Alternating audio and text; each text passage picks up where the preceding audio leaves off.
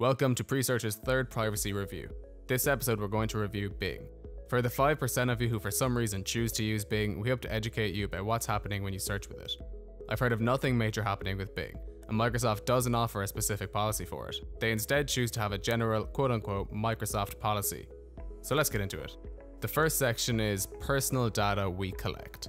Microsoft collects data from you through our interactions with you and through our products. You provide some of this data directly, and we get some of it by collecting data about your interactions, use, and experience with our products. This is pretty broad and gives them an extension of power to collect pretty much anything they want from you. Note the lack of specificity and generous language. They go on to say, the data we collect depends on the context of your interactions with Microsoft and the choices that you make, including your privacy settings and the products and features that you use. We also obtain data about you from third parties. Same as the above, although it's worrying that they obtain data about you from third parties. This means that rather than you pushing them information, e.g. your email address, your name, your searches, they will pull the information from your interactions with them, e.g. your location, where you search from, what links you click. Weirdly, they go into a self-righteous privacy infomercial during the policy. They state, you have choices when it comes to the technology you use and the data you share. When we ask you to provide personal data, you could decline. Many of our products require some personal data to provide you with a service. If you choose not to provide data necessary to provide you with a product or feature, you cannot use that product or feature. This is technically true, and you do always have the choice to reject terms and conditions before entering into a service contract with a company. Whether this justifies the information they collect, I'll leave that up to you. The second section is how we use personal data. Microsoft uses the data we collect to provide you rich, interactive experiences. Anyone who has used a Microsoft product in the last 3 years can testify that this is entirely untrue. They have a list then of the different ways they use the data. They use it to provide products, including updating, securing, and troubleshooting, as well as providing support. It also includes sharing data when it is required to provide the service or carry out the transactions you request. Improve and develop our products. Personalize our products and make recommendations.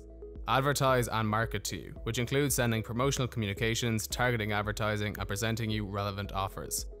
This is typical and essentially acknowledges that Bing collects your information in order to advertise to you, and also to accentuate the other products they maintain, such as Outlook or Windows. They operate similar to Google in that they try to collect your searches and browsing in order to improve their other services, while also making a tidy profit from advertising. The third section is reasons we share personal data. Microsoft states that we share your personal data with your consent or to complete any transaction or provide any product you have requested or authorized.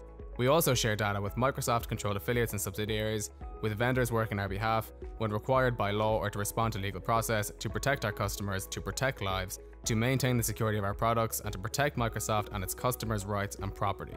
That's a big one, and a very worrying statement to that. Microsoft-controlled affiliates, subsidiaries, and vendors working on our behalf covers a massive portion of the websites you use. For instance, Microsoft owns LinkedIn, Skype, Wunderlist, and virtually anyone can apply to be an affiliate or vendor. I don't even know what they mean by to protect lives, but it's certainly not Microsoft's moral duty to decide which information might save lives. The people who use personal information to save lives are the ones you least want to have it. I would be very careful of how you conduct yourself on Bing, or Microsoft products by extension. So what's the verdict?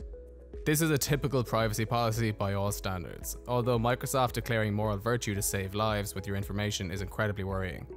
From the policy, it seems they have no problem collaborating with governments and virtually anyone who wants the information in how they share your data. Overall, I'd give Bing a 2 out of 5 for privacy, but only because they are incredibly vague throughout the policy, and they haven't suffered any privacy breaches in recent times. Presearch is a decentralized search framework that doesn't collect your personal information.